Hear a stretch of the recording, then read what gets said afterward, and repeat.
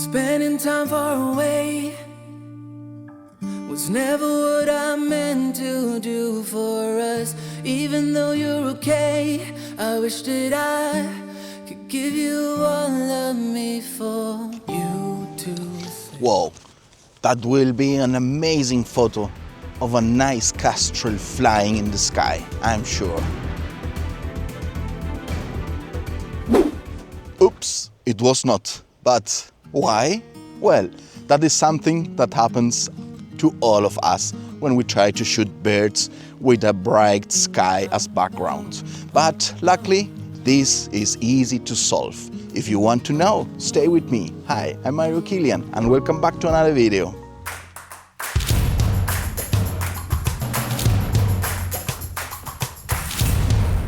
Well, the first thing is to understand why this happens. Once we know why this happens, we can find a solution to solve this problem. And to know why this happens is that we need to understand that every camera has a light meter.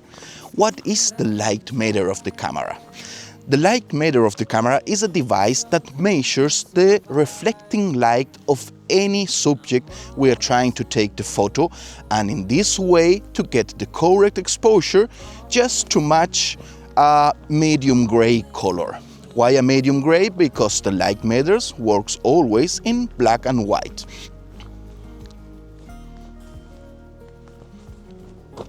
And so when the light meters tries to evaluate the whole scene of or the whole image of our photo, he will see the complete frame. He don't make a difference between what is in the frame or if there is a dot, a face or a bird. No, the light meter just measures the whole light of the scene and then makes a correct exposure. And of course that happens always in any automatic mode, like shutter priority, aperture priority, any program mode, or even in manual mode if you're using automatic ISO. And so, now that we understand that our camera has a light metering mode that evaluates the light of the whole scene, we know that when we have a bird in the sky and the light meter sees all this bright sky, it will correct the exposure so that the whole scene will come out good. But the bird that is sometimes just a dot in the image will unfortunately be underexposed. And that means that the most important thing in the image, that what we want to have correctly exposed, will be underexposed. But we have the luck that there are four main ways that we can solve this problem. The first one is a technical aspect. The second one is a lighting aspect. The third one is an editing aspect, and there you will need a software.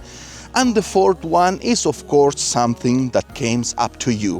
Why? Because you are the director, the creative director of each of your photos.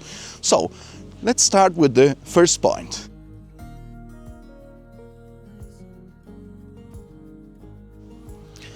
The light meter of any camera has different functions, or maybe different setups, generally three kinds of setups.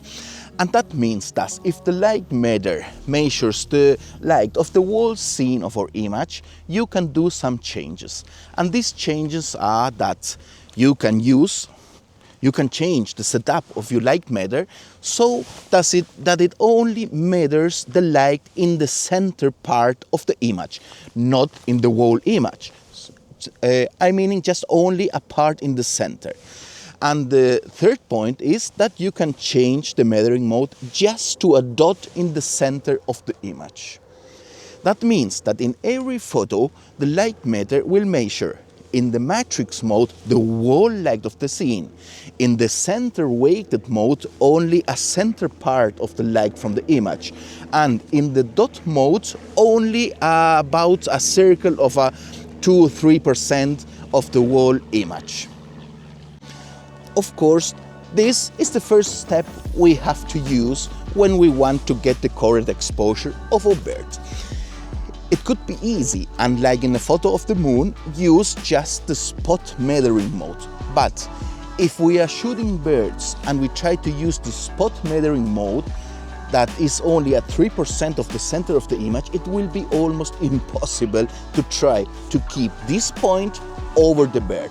So the best is to use the center weighted metering light mode of your camera. That is the first step.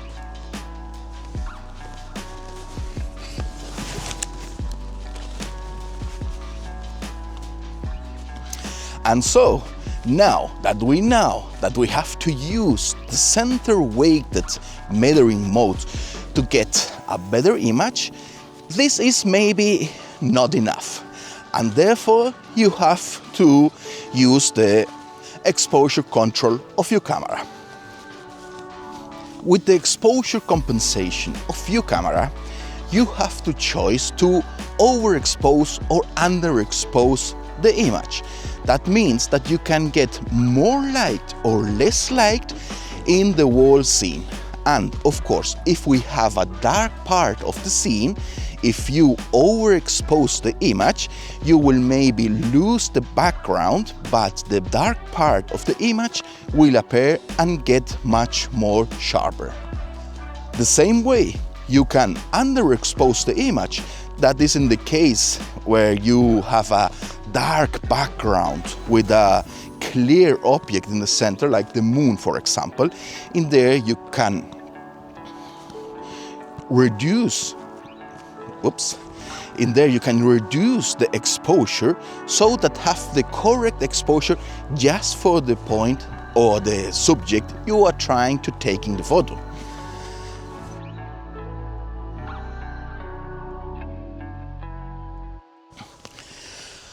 And so, set this with the first part of how to solve this problem of the underexposed bird in the sky. Now comes the second part. The second part is more artistic, and that is something I really love to use. The best is not to shoot birds in the sky when the sun is just over you. The best is to use a sun that is a little bit about 20-25 degrees over the horizon. And every time you want to shoot a bird, try to have the sun behind you. This way, all the light of the sun will come just over the bird. If you additionally use the center weighted metering mode and adjust a little bit the exposure, believe me, you will get amazing photos. And not only of birds, I'm talking about anything that goes through the sky, like airplanes, for example.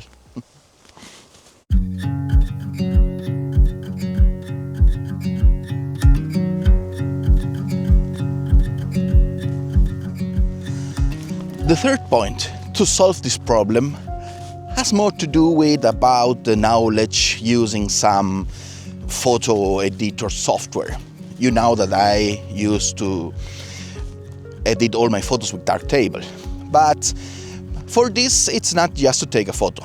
The first one is that you need to take the photo in RAW. Why? Because in RAW, the RAW format is the best format to get all the dynamic range of your photo, and it keeps all the information that the sensor of the camera can get in this moment. So if you shoot a photo in RAW, you can edit this photo with Darktable. Of course, the best is to mix all this thing. I mean, the center weighted metering mode, adjust the exposure. If you can, use the sun behind you just 25 degrees over the horizon, and then edit the photo in RAW. That will be, of course, the best. But don't get me wrong, it's getting darker. No, don't get me wrong. You can use these 3 methodologies in different modes. It's not necessary to use the 3 at the same time. For example, I understand that maybe not much of you like to use a software to edit the photos, and that's absolutely okay. Seriously talking, I really don't like to edit my photos too. I prefer to shoot in JP and just show the photo. And usually I use the vivid mode in JP format photos. So remember, shooting in RAW and post-processing in a software is the third way to solve the problem of these underexposed bird photos in the sky. Or the overexposed photos with a dark background. Like, for example, me at this moment.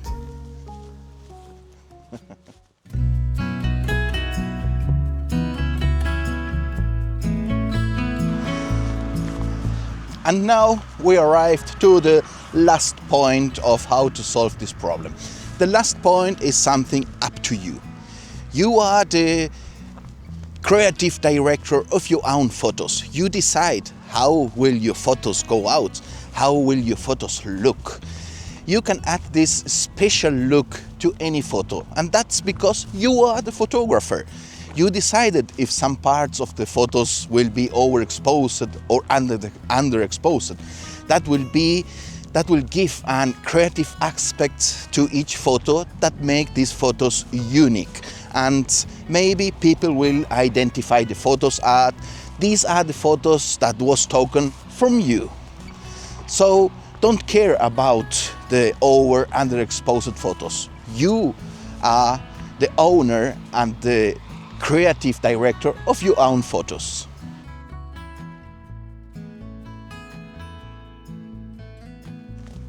And now we came to a last tip I find really amazing.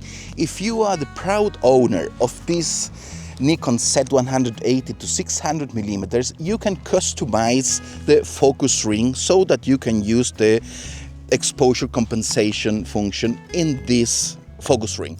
That means that meanwhile I'm taking the photo of the bird in the sky, I can very quickly change the exposure just moving the focus ring.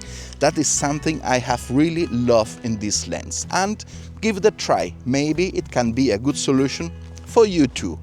And so that's all for today.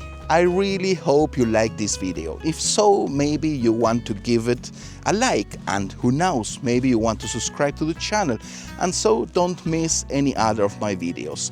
Now go out and take your best photos of birds in the sky. I know you can, and I hope to see you in my next video. Bye bye.